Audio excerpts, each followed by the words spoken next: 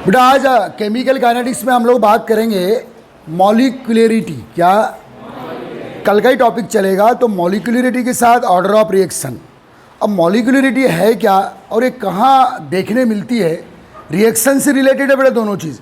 Molecularity भी reaction से related और ऑर्डर ऑफ रिएक्शन भी रिएक्शन से रिलेटेड है, लेकिन दोनों किस कंडीशन में आप चेक करेंगे वो मैं आपको बता दे रहा हूँ। ठीक है, तो सबसे पहले हम लोग बात करेंगे बेटा एक्टिव मास लॉ की। किसकी? कंटिन्यूस कर रहा हूँ करके लेक्चर को, वहीं से हम लोग मॉलिक्यूलरिटी को भी काउंट करेंगे।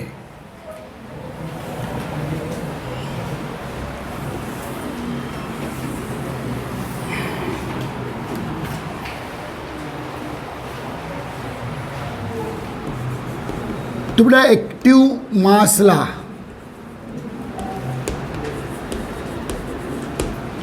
और साथ में बेटा मॉलिक्यूलरिटी भी काउंट करूंगा। रिएक्शन के दो पैरामीटर्स होते हैं बेटा। रिएक्शन में जो number of reactant molecule participate करते हैं, रिएक्शन में जो number of reactant molecule participate होते हैं, उनकी वैल्यू दो टाइप से हो सकती है, एक मॉलिक्यूलरिटी के रूप में और एक ऑर्डर ऑफ रिएक्शन के रूप में। एक मॉलिक्यूलरिटी के रूप में और एक चलो देखो, चलिए बेटा एक रिएक्शन है, एक सिंपल रिएक्शन है। What you mean bye simple reaction? कोई बताएगा? बेटा those chemical reaction which complete in single step. क्या? ऐसी कोई भी केमिकल या फिजिकल रिएक्शन जो सिंगल स्टेप में कंप्लीट होती है, इनको सिंपल रिएक्शन बोलते हैं बेटा, या एलिमेंट्री रिएक्शन बोलते हैं।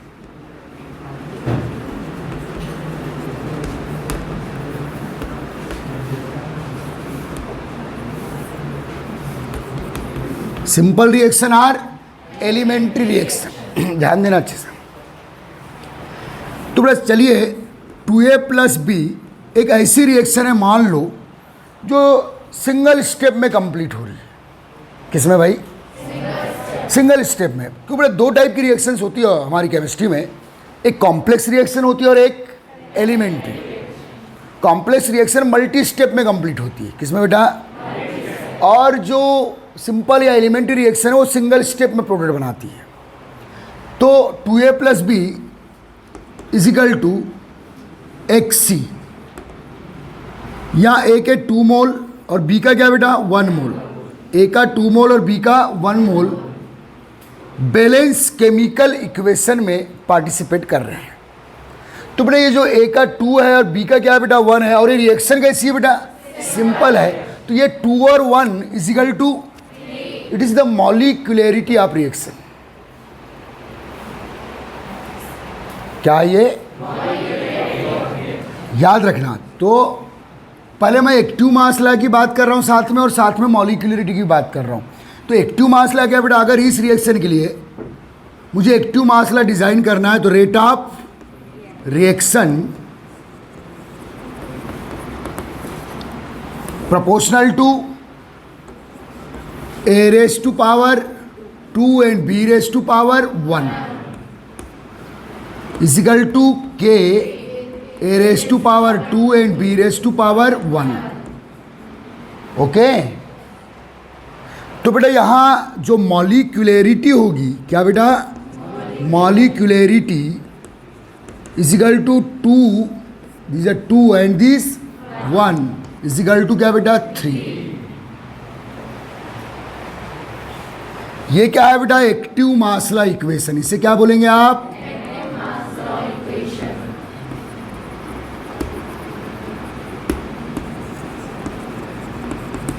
तो बेटा ये 2 + 1 is the sum of power. 2 + 1 क्या है ये? Which applied on concentration step. A का एक्टिव मास और ये क्या है बेटा? बी का एक्टिव मास। किसी भी रिएक्शन में रिएक्टेंट के एक्टिव मास उनके कॉन्सेंट्रेशन स्टेप्स कहलाती है। तो बेटा मॉलिक्यूलरिटी को डिफाइन करने के कई सारी डेफिनेशन है बेटा मॉलिक्यूलरिटी की। तो नंबर 1 समझना, पहले समझना किसको है आपको? मॉलिक्यूलरिटी को। और ये जो पावर आपने ठोके यहाँ ए और बी के ऊपर, केवल रिएक्शन को देखकर ठोके हैं, इसके लिए कोई एक्सपेरिमेंट करने की ज़रूरत नहीं है। बस आपके पास बैलेंस केमिकल रिएक्शन होना चाहिए और वो रिएक्शन लेकिन होना कैसी चाहिए, सिंपल या एलिमेंट्री होना चाहिए। अगर वो रिएक्शन कॉम्प्लेक्स है तो फिर इन नंबर्स का मॉलिक्यूलरिटी में काउंट करना मीनिंगलेस होता है। अगर कोई रिएक्शन है बेटा, ये देखो मैं समझा, अच्छे समझना आप, मैं यहाँ नोट्स भी बनवाने के लिए आपको परमिशन दे रहा हूँ, नोट्स बना सकते हो आप, मैं पूरा टाइम दूंगा। ओके, 4a + 2b = बेटा XC, एक रिएक्शन है मान लो, इसमें बैलेंस केमिकल इक्वेशन में A के कितने मोल बेटा, 4 मोल, और B के कितने मोल बेटा, 2 मोल पार्टिसिपेट कर रहे हैं। तो टोटल अगर एक्टिव मासला बनाऊंगा तो A⁴ B⁴ तो टोटल कितना आ गया बेटा, 6। पावर का सम होता है ना भाई। तो बेटा यहाँ 6 अगर आप मॉलिक्यूलरिटी बोलते हैं तो ये सिग्निफिकेंट नहीं है, ये मीनिंगलेस है। बड़े रीजनिंग क्वेश्चंस आए हैं इस चैप्टर से ऑल इंडिया कंपटीशन तक। तो बेटा किसी भी रिएक्शन की मॉलिक्यूलरिटी 3 या 4 से अधिक नहीं हो सकती, 3 और 4 से अधिक। और यहाँ कितनी आ रही है बेटा, तो समझ जाना ये रिएक्शन तो एलिमेंट्री है नहीं, ये रिएक्शन कॉम्प्लेक्स रिएक्शन है, मल्टी स्टेप में कंप्लीट होती है। तो यहाँ 6 बोलना मॉलिक्यूलरिटी के लिए, 6 नंबर बोलना मीनिंगलेस है। आ रहा है समझ में? तो बहुत अच्छे से हर चीज़ को मैं समझाऊंगा यहाँ, और ये चैप्टर बहुत कम लोग समझाते हैं। आ रहा है समझ में? इसलिए मजा लो इसका। तो ध्यान देना बेटा, मैं किसको डिफाइन कर रहा हूँ, मॉलिक्यूलरिटी को। एक्टिव मासला समझ में आ गया आपको? ये मॉलिक्यूलरिटी क्या है बेटा, in elementary balanced chemical reaction, in elementary balanced chemical reaction, the total number of different reactant molecule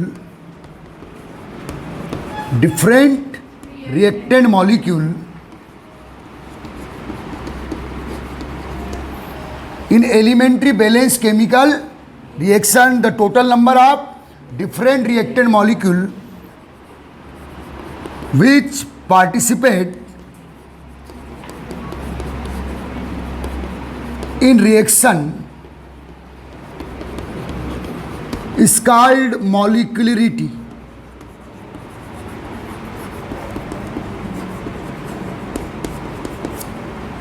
ये पहला डेफिनेशन लिखना बेटा, एक क्वेश्चन बनाओ, डिफाइन और डिस्क्राइब मॉलिक्यूलरिटी।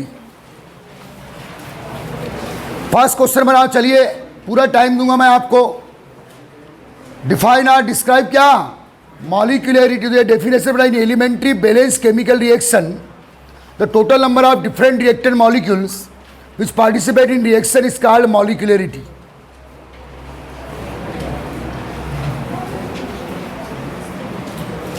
ये डेफिनेशन लिख चल।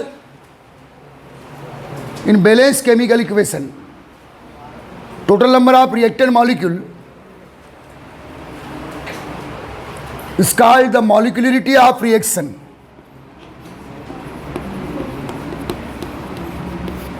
Is called molecularity of reaction. क्या आपको इतना समझ में आया? और बेटा मॉलिक्यूलरिटी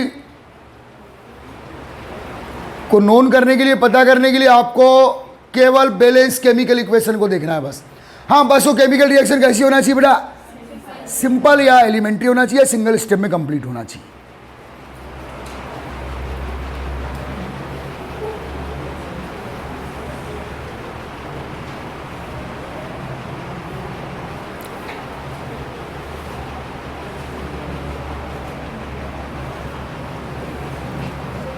ओके, क्लियर है? ये डेफिनेशन लिखो, आप समझते जाओ।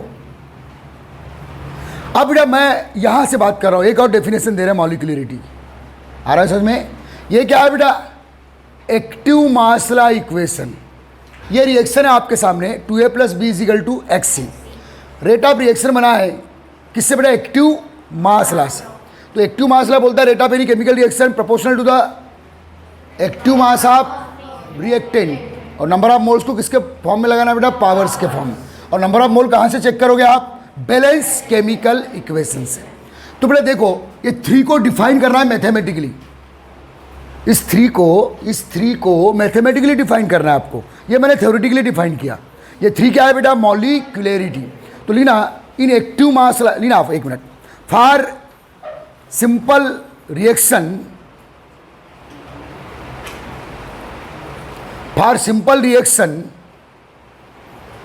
आर करके लिखो, मॉलिक्यूलर डिफाइन कर रहे हैं हम। फॉर सिंपल रिएक्शन, आर करके second point, for simple reaction the sum of power SUM, the sum of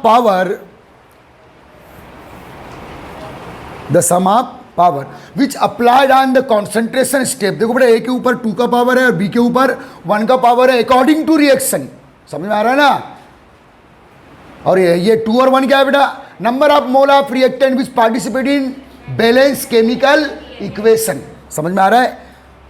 the sum of power which applied on the concentration step, the sum of power which applied on concentration step, आ रहा है समझ में? in active mass law equation।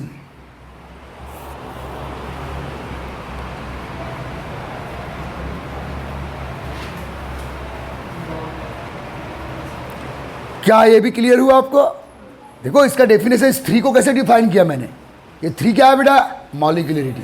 और molecularity के लिए आपको कोई experiment करने की जरूरत नहीं है, बस वो रिएक्शन एलिमेंट्री होना चाहिए। अगर वो मल्टी स्टेप हुई तो मॉलिक्यूलरिटी मीनिंगलेस फैक्टर है। फिर आ रहा है समझ में? उसका कोई महत्व नहीं अगर मल्टी स्टेप है तो। अब बेटा एक और थ्योरी है, चलो इस थ्योरी को मैं समझा रहा हूँ। एक तीसरी बात जो मॉलिक्यूलरिटी की लिखाऊंगा, क्योंकि हमको एक बहुत ही पॉपुलर क्वेश्चन आता है, right the difference between molecularity and order of reaction. तो मॉलिक्यूलरिटी भी नंबर ऑफ रिएक्टेंट मॉलिक्यूल है और ऑर्डर ऑफ रिएक्शन भी नंबर ऑफ रिएक्टेंट मॉलिक्यूल है, दोनों में डिफरेंस बहुत है। आ रहा है समझ में? तीसरा एक बात बेटा, एक है बेटा अपनी कोलिजन थ्योरी। क्या? कोलिजन थ्योरी आपने फिजिक्स में ही पढ़े हो, केमिकल काइनेटिक थ्योरी आप गैस में। वो कोलिजन थ्योरी इस चैप्टर में बड़ा यूजफुल है बेटा, क्योंकि कोलिजन थ्योरी के अकॉर्डिंग, लिखना मत समझना, कोलिजन थ्योरी के अकॉर्डिंग रिएक्टेंट मॉलिक्यूल आपस में टकरा कर ए और बी आपस में कोलिजन करके क्या बनाते हैं बेटा? प्रोडक्ट। तो बेटा एक वन टाइम कोलिजन में, क्या वन टाइम कोलिजन में जितने मॉलिक्यूल साइमल्टेनियसली कोलिजन करेंगे for the formation of product. पहले कोलिजन थ्योरी क्या है बताओ? कोलिजन थ्योरी के अकॉर्डिंग रिएक्टेंट मॉलिक्यूल कोलिजन करके टकरा कर क्या बनाते हैं? प्रोडक्ट। और वन टाइम कोलिजन में जितने रिएक्टेंट मॉलिक्यूल पार्टिसिपेट करते हैं कोलिजन में जितने पार्टिसिपेट करते हैं उन सभी मॉलिक्यूल्स को मॉलिक्यूलरिटी के लिए काउंट करते हैं। फॉर एग्जाम्पल बेटा आपने कंचे खेले, चलिए समझना, ये बेटा ग्रुप ऑफ बॉल्स है और यहां मैं आपको 1 बॉल से इसको कोलिजन कर रहा हूं। क्या चांसेस है? क्या ये एक बॉल सभी 6 बॉल से टकरा जाएगा? या तो 1 से टकराएगा, या तो 2 से टकराएगा, या हो सकता है कि 3 ऐसे इस ओरिएंटेशन में 3 बॉल्स हो तो तीनों के साथ कोलिजन भी कर सकता है। क्या पूरे 6 के साथ कोलिजन कर लेगा? तो नंबर 3 तीसरा लिखना बेटा किसके बारे में? मॉलिक्यूलरिटी के बारे में ना। According to the collision theory of reaction, molecularity के बारे में पहले जान लो पूरी बात। According to the collision theory of reaction,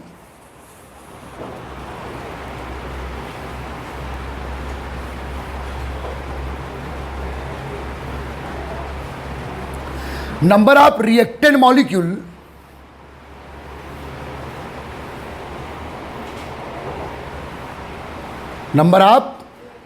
molecule which participate in one time collision, number of reactant molecule which participate in one time collision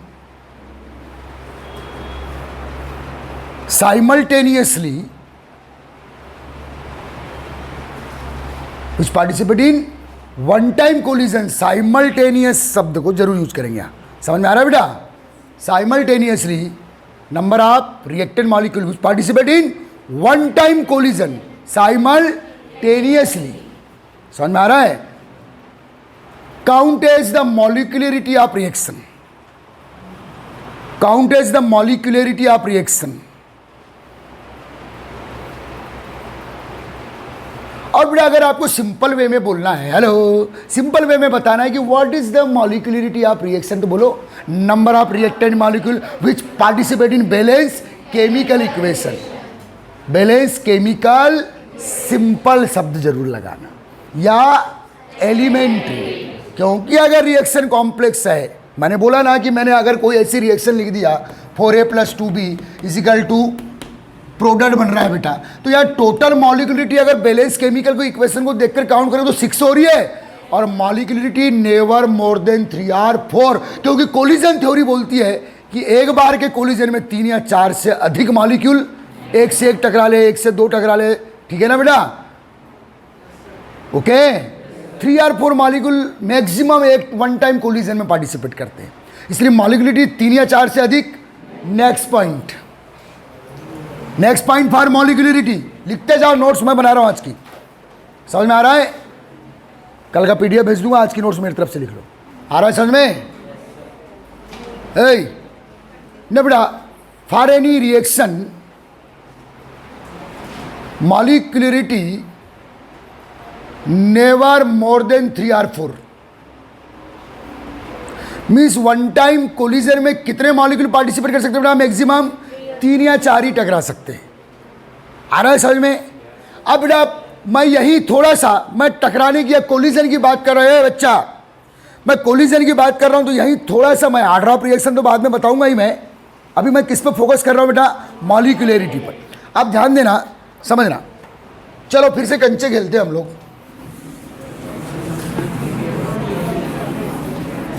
बचपन में आपने कंचे खेले ना भाई? ठीक है,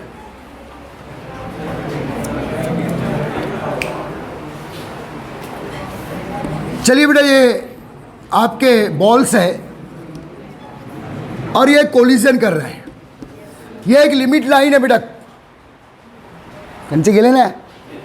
हाँ, चलो खेले, आओ खेले, चलो। चलिए बेटा, ये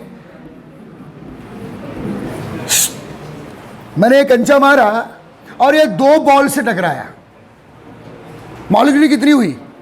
अरे 3, इसके साथ इसको काउंट करो ना। आ रहा है समझ में? लेकिन इसमें से केवल एक ही कंचा, ये 3 हो गए ना बेटा, इसमें से केवल एक ही बॉल इस लिमिट लाइन को क्रॉस करी, बाकी इधर चले गई, इधर चले गई, या नॉन डायरेक्शनल हो गई, लेकिन एक ही लिमिट लाइन को गोल तक पहुंची, तो यह है ऑर्डर ऑफ रिएक्शन कितना होगा? 1, क्योंकि एक ही कंचा प्रोडक्ट में चेंज हुआ, जबकि कोलिजन में कितने पार्टिसिपेट किए थे? 3। This is the order of reaction. चलो, इस लिमिट लाइन को क्रॉस करना, प्रोडक्ट बनाना है। फॉर एग्जांपल, इस लिमिट लाइन को क्रॉस करना, आपने बेटा ये बॉल का ग्रुप है, वहाँ एक बॉल फेंके और उनमें से एक या 2 ही बॉल, टोटल टकराई कितनी भाई? 3, लेकिन एक बॉल ही इस लिमिट लाइन को इस क्रॉस कर पाई, बाउंड्री लाइन को। ऐसा हुआ है? ऐसा होता है ना? ये सब प्रोबेबिलिटी की बातें हैं। या हो सकता है एक भी नहीं हो, तो ऑर्डर ऑफ रिएक्शन 0। यह इफेक्टिव कोलिजन नहीं था, मुझे आप बुलेट से शूट कर रहे हैं, मुझे आप बुलेट से शूट कर रहे हैं, बहुत दूर से, पास से, इधर ध्यान दे, समझ, तो घर जा। अब आपने शूट किया, यहां गोली लगी, मैं नहीं मरा, यहां गोली लगी, मैं नहीं मरा। कोलिजन तो हो रहा है बेटा, लेकिन मेरा बॉडी डेड बॉडी में चेंज, लेकिन यहां लगी, मैं गया, तो यहां जो कोलिजन हुआ वो इफेक्टिव कोलिजन है, जो मुझे प्रोडक्ट डेड बॉडी में चेंज कर दिया। This called order of reaction. नहीं आया समझ में? अब 8-10 गोली मारे मेरे को, मैं ऐसे ही खड़ा हूं, लेकिन एक गोली इफेक्टिव या तो हार्ट पे लगी या इधर लगी। This called order of reaction. लेकिन आपने 3-4 गोली मारे मेरे को, कोलिजन तो मॉलिक्यूलरिटी 3 to 4 हो गई, लेकिन एक ऐसा बुलेट था जो मुझे है ले साथ में मजा ले लो हैं। एक तो पूछ रहा होगा पीछे से 13वीं कब है।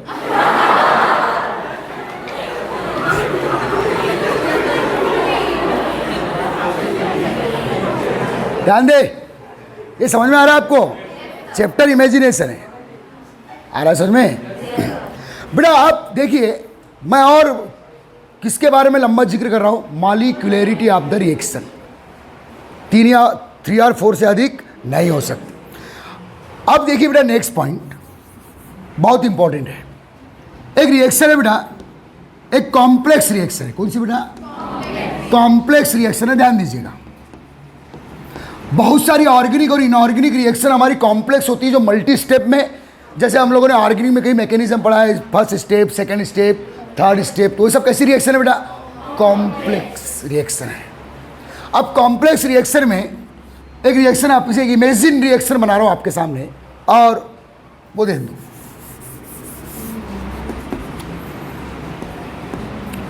To A plus 4b is equal to product. जाहिर है बेटा, इस रिएक्शन की अगर आपको मॉलिक्यूलरिटी पूछूं तो आप 6 तो बोल नहीं सकते, 6 बोलोगे क्या? क्योंकि मैंने अभी जस्ट लिखा है 3 या 4 से अधिक। तो यहां तो जो आपकी फर्स्ट डेफिनेशन ऑफ फ्लॉप हो गई, क्योंकि वो फर्स्ट डेफिनेशन किसके लिए थी? एलिमेंट्री रिएक्शन के लिए थी। नहीं आया समझ में? अब एक कॉम्प्लेक्स रिएक्शन है बेटा। फर्स्ट स्टेप में A+2B आ रहे और X प्रोडक्ट बना रहे हैं। ओके, चलो यहां प्रोडक्ट बन रहा है सपोज C। सेकेंड स्टेप में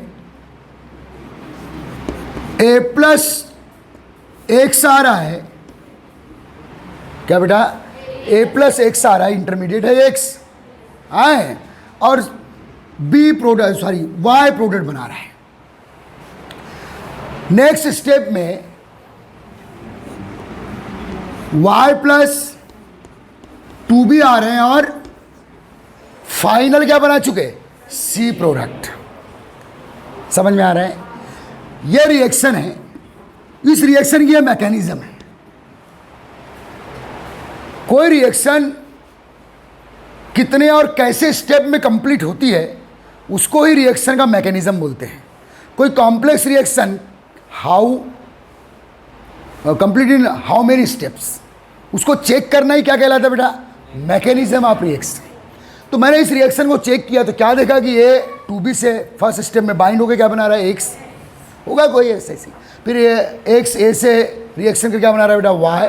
फिर Y 2B से रिएक्शन कर क्या बना रहा है बेटा? C। आ रहा है समझ में? तो ओवरऑल X से X कैंसिल हो गया, Y से Y कैंसिल हो गया, रिएक्शन आ गई आपकी।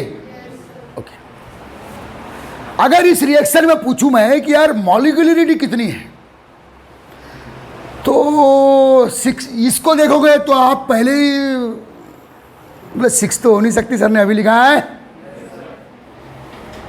नहीं आया समझे? 6 तो हो नहीं सकती। फिर क्या होगी? बोले इस रिएक्शन की कितनी है? 3। इसकी कितनी है? 2 1 1। इसकी कितनी है? 3।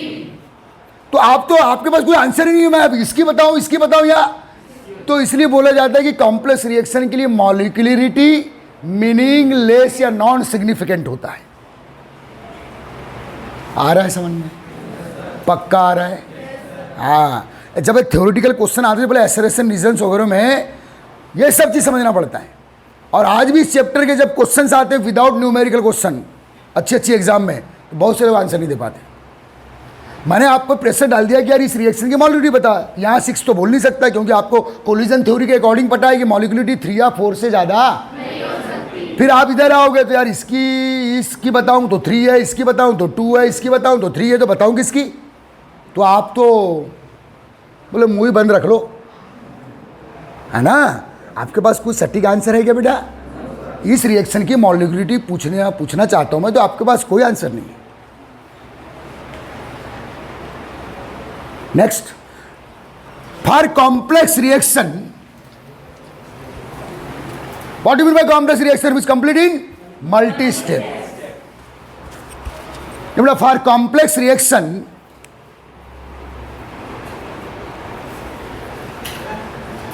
Molecularity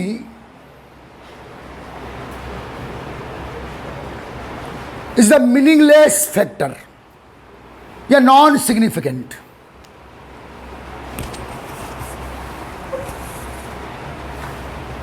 molecularity is the meaningless factor.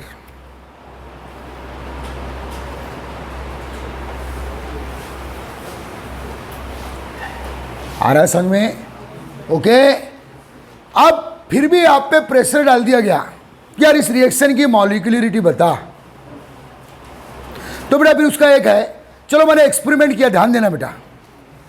देखो जब कोई रिएक्शन, पीछे छोटी छोटी, इधर ध्यान दे, तुमको मालूम है पागल हूँ, अब पागल खुजाते नहीं है, इधर ध्यान देना बेटा, समझा रहा ना मैं बेटा। जो मल्टी स्टेप रिएक्शन होती है, सॉरी जो कॉम्प्लेक्स रिएक्शन होती है वो मल्टी स्टेप में कंप्लीट होती है, और मल्टी स्टेप में ये कंपलसरी चेक किया गया है बेटा कि कुछ रिएक्शन इसमें फास्ट होती है, कुछ स्लो, कुछ स्टेप्स फास्ट होती है, कुछ स्लो। मालूम मैंने चेक किया एक्सपेरिमेंटली कि ये रिएक्शन क्या है बेटा, ये जो स्टेप 1 है, इस कॉम्प्लेक्स रिएक्शन की जो स्टेप 1 है ये फास्ट है, ये स्लो है। कौन बेटा? स्टेप सेकेंड, समझना रे। और जो थर्ड है ये भी फास्ट है।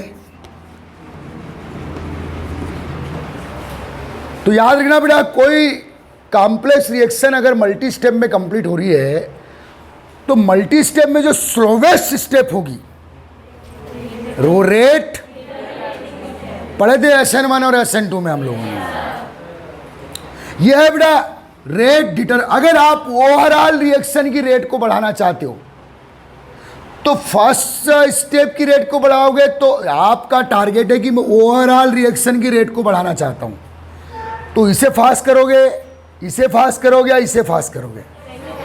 अरे मैं तो बोलती मैं ऑलरेडी फास्ट हूं, मेरे को मत छेड़। ये बोलता है मैं भी ऑलरेडी फास्ट हूं, मेरे को मत छेड़। अगर सी बनाने की रेट, सी के फॉर्मेशन रेट की बढ़ाना की रेट को बढ़ाना है आपको, सी के फॉर्मेशन रेट की को बढ़ाना है आपको, तो बेटा वाई के फॉर्मेशन रेट को जल्दी बढ़ा दीजिए, क्योंकि ये नेचुरली क्या है? स्लो है। आ रहा है समझ में? अगर कोई मल्टी स्टेप रिएक्शन जिसमें कुछ स्टेप्स फास्ट और कुछ स्लो, तो जो स्लोवेस्ट स्टेप है इसी को बेटा आप बोलेंगे रेट डिटर्मिनेटिंग स्टेप। क्या बोलेंगे?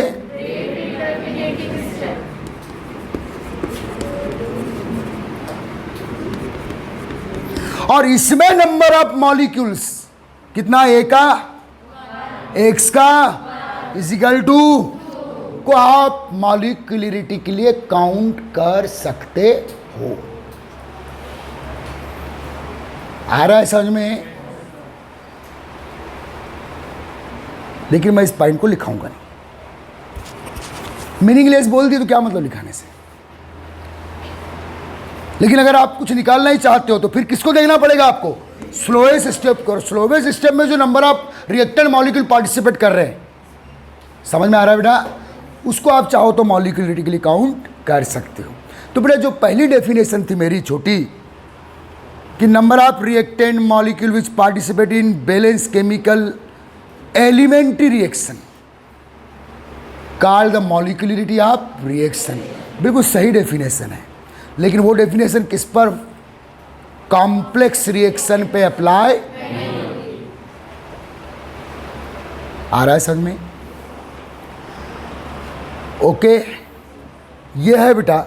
और नेक्स्ट पॉइंट इंपॉर्टेंट,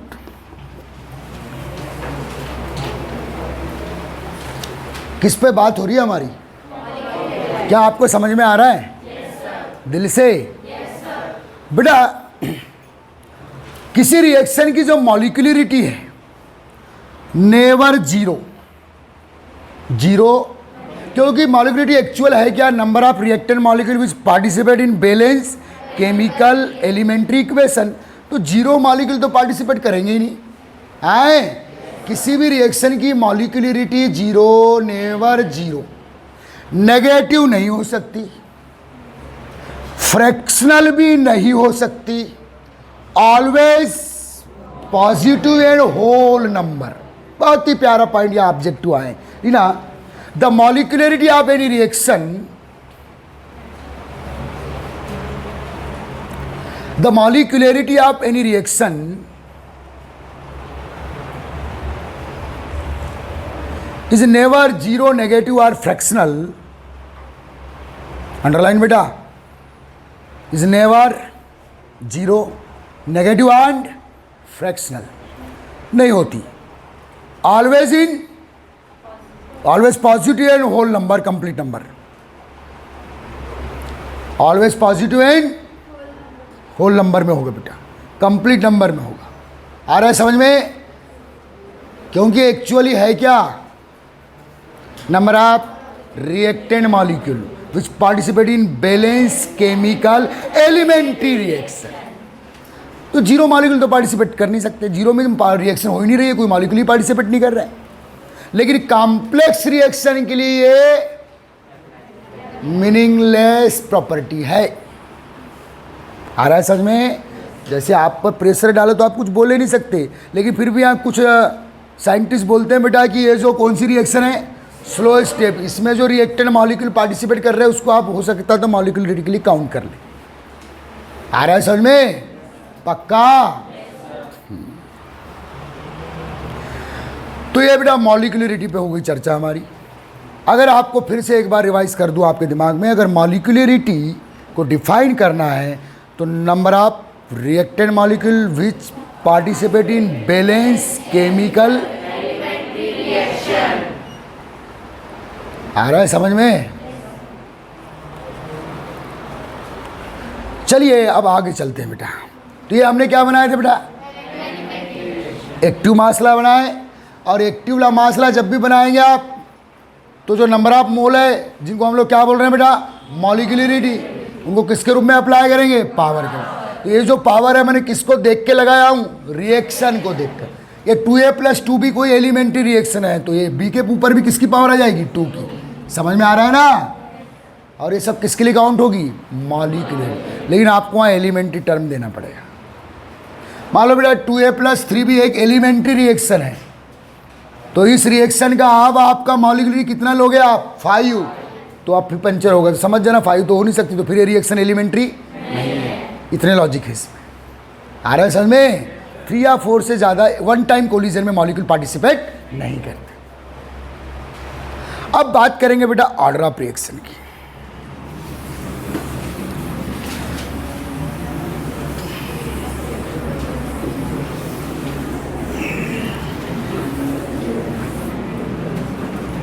समझना, अरे ये बच्ची लिखना नहीं, हम लिखेंगे अब ऑर्डर ऑफ रिएक्शन। जैसे बेटा जब आप एक्टिव मासला इक्वेशन पढ़ते हैं तो जो पावर्स लगाते हैं वो मॉलिक्यूलरिटी है, ओके। उसी टाइप से जब हम रेटला इक्वेशन पढ़ते हैं, क्या बेटा, और जो पावर ठोकेंगे कॉन्सेंट्रेशन स्टेप पर, वो क्या है, ऑर्डर ऑफ रिएक्शन। और वो हमेशा एक्सपेरिमेंटली नोन होता है। वो रिएक्शन को देख के आप नहीं बता सकते जब तक उसका इंटरनल पता ना हो आपको कि एक्चुअल हो क्या रहा है, अंदर की बात। आ रहा है समझ में? आ रहा है? बोर नहीं होना। तो बेटा rate law equation, rate law and rate law equation,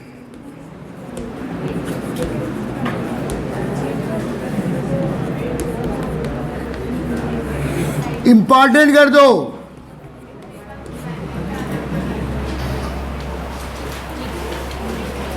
सीधे क्वेश्चन आएगा, define rate law, describe rate law या rate law equation, okay. Is that clear? चलो बेटा आप पूरी जान लगा दो, क्योंकि चैप्टर भर चलता ही है।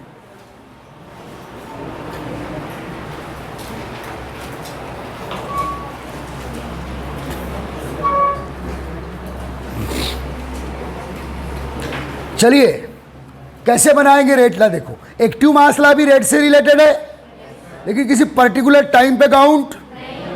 अगर किसी रिएक्शन की रेट को एक पर्टिकुलर स्पेसिफिक टाइम पे काउंट करोगे तो उसे क्या बोलेंगे, रेट ला। और केवल जनरल वे में काउंट कर ली, उसको क्या बोलते हैं, एक्टिव मासला। आ रहा है समझ में? समझिएगा बेटा, रिएक्शन है कैसे आंसर देना है, क्वेश्चन बना लिया आपने। क्वेश्चन क्या आपने, डिस्क्राइब रेटला इन रेटला इक्वेशन। इंपॉर्टेंट क्वेश्चन है, पूरे चैप्टर के लिए इंपॉर्टेंट, पूरे चैप्टर में यही चलने वाला है, इसी से रिलेटेड थ्योरियां चलने वाली, समझना बेटा। रिएक्शन है ए प्लस बी, एक रिएक्शन है बेटा A plus B is equal to product m A plus N B लिख देता हूं मैं। चलिए पहले समझना फिर बताऊंगा, अभी कुछ नहीं केवल समझना है। M A plus N B is equal to क्या बेटा, प्रोडक्ट। एक रिएक्शन है जो इसमें ए और बी रिएक्टेंट, तो या एम और एन क्या है बेटा, मॉलिक्यूलरिटी ऑफ रिएक्शन। बस रिएक्शन ये कौन सी मान लो, एलिमेंट्री। हाँ बोला, हाँ हिसाब से वो बोल ले मेरे बाबा। चलिए T इक्वल टू 0 पर जो ए रिएक्टेंट है, ये एम क्या है बेटा, number of mole of A which participate in balance chemical equation, number of mole of B which participate in balance chemical equation, और simply they are called molecularity. Okay, बिल्कुल यहां से नजर हिलाने का नहीं। T इक्वल टू 0 पर ए का इनिशियल कॉन्सेंट्रेशन बेटा A0 है, और बी का क्या है बेटा, B0 है। प्रोडक्ट क्या मिलेगा बेटा, 0, क्योंकि T equal to 0 means reaction अब स्टार्ट नहीं। T इक्वल टू T1 पर, T1 मीन्स रिएक्शन के स्टार्ट होने के बाद का कोई भी समय, डिजायरेबल टाइम जो आप लेना चाहो। मुझे क्या करना है आपके सामने, रेट लॉ को डिफाइन करना है, रेट लॉ को लिखना है और उसका इक्वेशन बनाना है। Okay,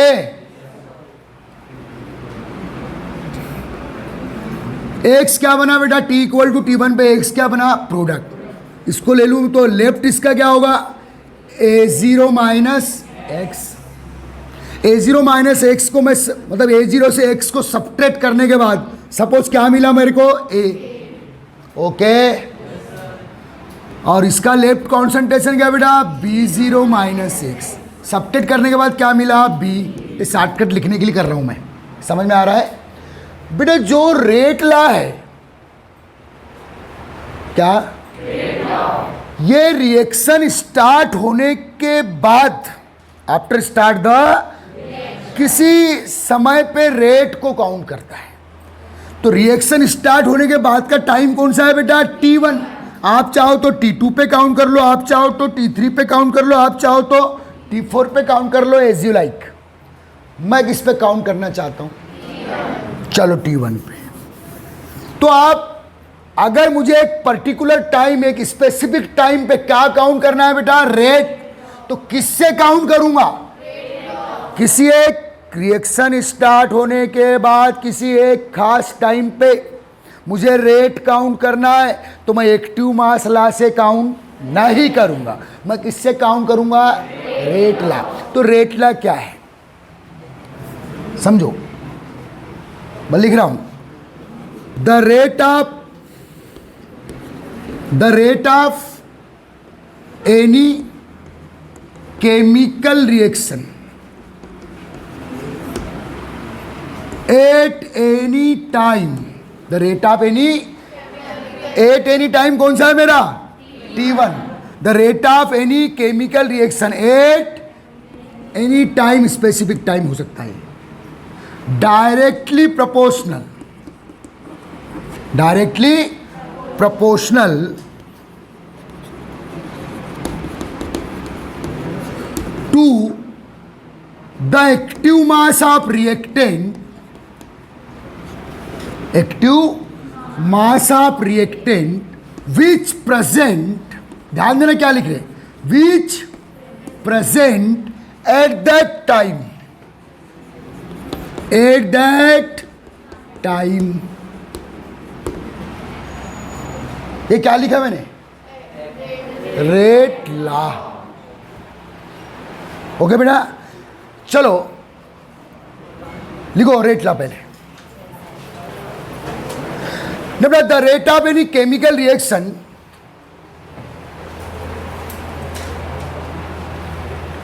the rate of any chemical reaction, देखो एक मिनट, एक्टिव मास लॉ भी क्या बोलता है कि rate of any chemical reaction proportional to the active mass of reactant, वो भी तो यही बोल रहा है ना बेचारा। लेकिन ये क्या बोल रहा है, the rate of any chemical reaction also proportional rate of reaction which present at that time. मतलब पहले क्या था उससे मतलब जो उस टाइम प्रेजेंट है उससे मतलब है। और एक्टिव मास ला तो इनिशियल कॉन्सेंट्रेशन को ही काउंट करता है। किसको बेटा, इनिशियल यहाँ कितना है A0 और, लेकिन मुझे रेट ला या रेट काउंट करना है, रेट काउंट करना है तो मैं तो T=T1 पे रिएक्शन स्टार्ट होने के किसी समय पर ही करूंगा ना। अरे T=0 पे आप रेट काउंट कर सकते हैं भाई। और अगर करना किस पे चाहते हो, T=T1 पर, तो A0 B0 के प्रोपोर्शनल नहीं होगा। किसके होगा, A0 - x and B0 - x के प्रोपोर्शनल होगा। वही तो लिखा हूं मैंने, मुझे इनिशियल से मतलब। हाँ, the rate of any chemical reaction at any time, at any particular time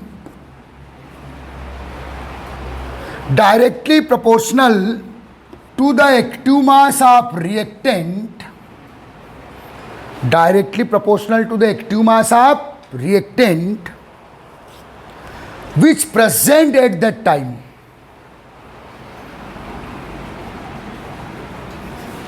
Directly proportional to the active mass of reactant which present at that time, which present at that time। बड़ी खास बात बोल रहा हूं मैं।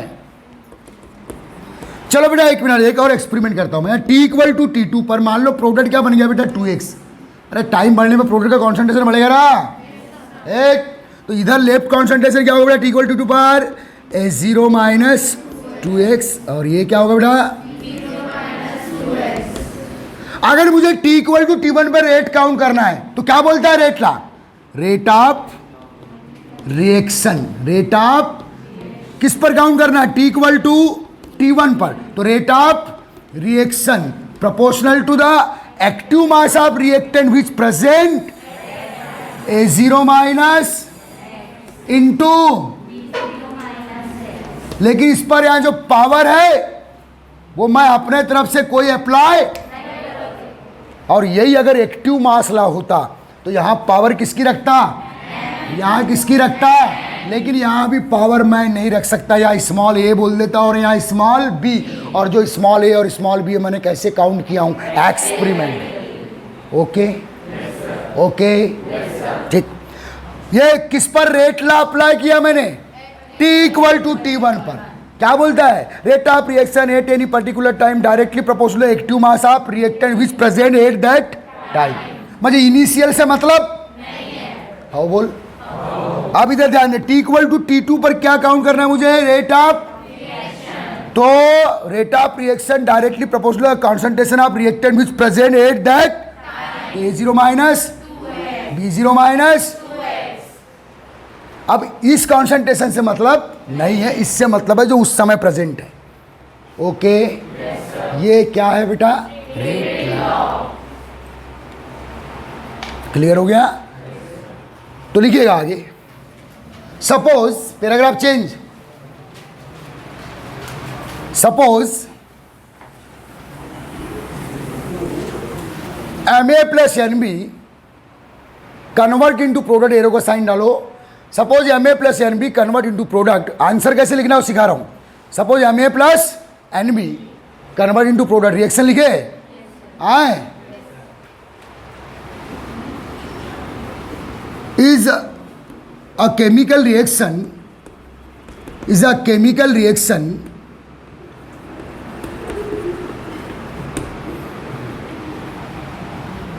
in which initial concentration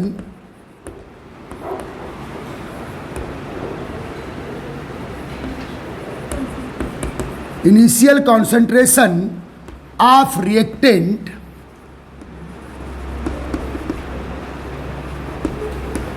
is A0 and B0 respectively, या A0 B0 भी लिख सकते हो, समझ में आ रहा है आप, A0 या B0 भी लिख सकते हो, A0 B0 जैसा आपकी term respectively. If T=T1 what you mean by T equal to T1? Reaction start होने के बाद का कोई भी समय। A T equal to T1 x product obtain.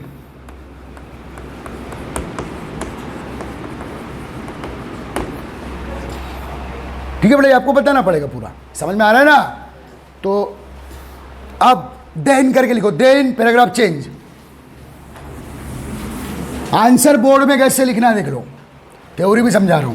तो बेटा टी इक्वल टू 0 पर इसका इनिशियल कॉन्सेंट्रेशन A0 है, और इसका क्या है बेटा B0 है। प्रोडक्ट क्या है बेटा 0 है।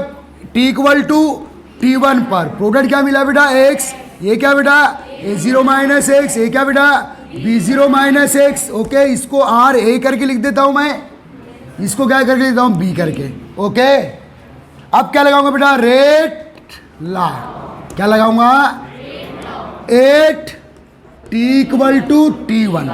तो क्या है रेट ला के अकॉर्डिंग रेट ऑफ रिएक्शन, इधर दिख रहा हूं बेटा रेट ऑफ रिएक्शन। बोलो क्या बोलता है, किस पे अप्लाई कर रहा हूं T equal to T1 rate of reaction proportional to the concentration of A0 minus x into active mass of B0 minus x which present at that time. और यहां पावर स्मॉल a कर दो, और यहां power M और N power नहीं रखेंगे आप। आ रहा है समझ में? जबकि यही अगर क्या होता तो पावर तो रिएक्शन को देख के ठोक देते आप। किसके ऊपर? Concentration step. इनको कॉन्सेंट्रेशन स्टेप, एक्टिव मास को क्या बोलते हैं बेटा कॉन्सेंट्रेशन स्टेप। आर करके क्या लिखोगे इजिकल टू के, प्रपोर्शन हटा दो, के क्या है specific rate constant. Active mass law में जो के लगाते हो रेट कांस्टेंट है, क्योंकि वहां कोई पर्टिकुलर टाइम पे बात, लेकिन यहां एक पर्टिकुलर टाइम पे, तो ये वाला कांस्टेंट का नाम बोलो स्पेसिफिक, क्योंकि स्पेसिफिक टाइम पे रेट के लिए लगाया गया है। हाउ बोल, तो के क्या है बेटा specific rate constant. A0 minus x को A after subtraction of x. Okay, और इसको क्या बेटा active mass of B raise to the power small a और ये स्मॉल बी। तो ये जो बना बेटा क्या निकाल रहा हूं मैं rate of reaction dx by dt। Okay, ये जो बना this called rate law equation. आ रहा है समझ में?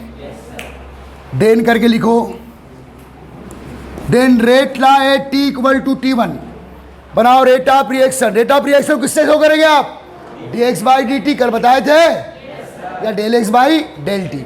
और केक मिनट कौन सा साइन डालेंगे नेगेटिव, क्योंकि रिएक्टेंट है ना है, लेकिन याद रखना रेट कभी नेगेटिव।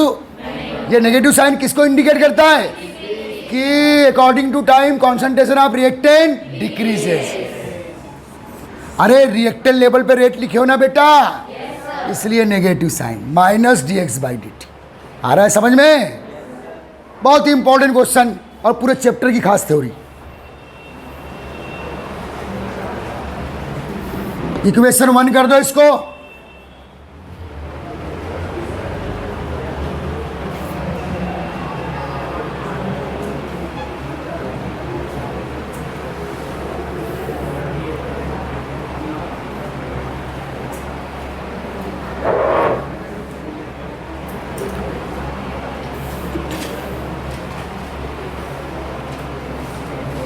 आ गया समझ में? पक्का छाप लिए पूरा ना। Equation 1 is known as rate law equation. Equation 1 क्या है बेटा? अरे रेटला इक्वेशन है, रेटला लगाने के बाद इक्वेशन बनाए ना।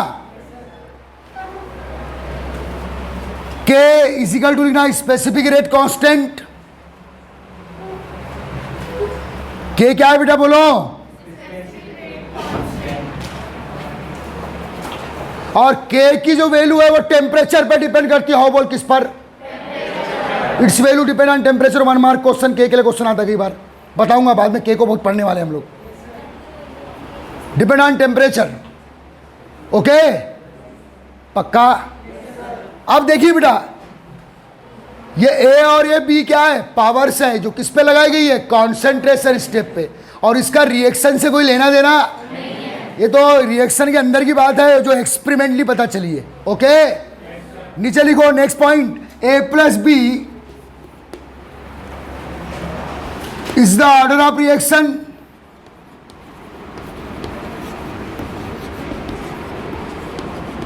ए प्लस बी क्या है बोलो बेटा, is the which determined experimentally. दूसरा पॉइंट यहां डाल दो, ए प्लस बी पावर है ना, तो पावर का सम करेंगे ना आप। अरे पावर हमेशा सम के फॉर्म में लिखी जाएगी ना भाई। ओके, ए प्लस बी क्या है, विच डिटरमाइंड ऑलवेज एक्सपेरिमेंटली। हाँ, और अभी क्या क्या बताना है, आंसर खत्म मत करना। एम प्लस एन बोलो, molecularity of reaction. M plus N क्या है बेटा, मॉलिक्यूलरिटी ऑफ रिएक्शन।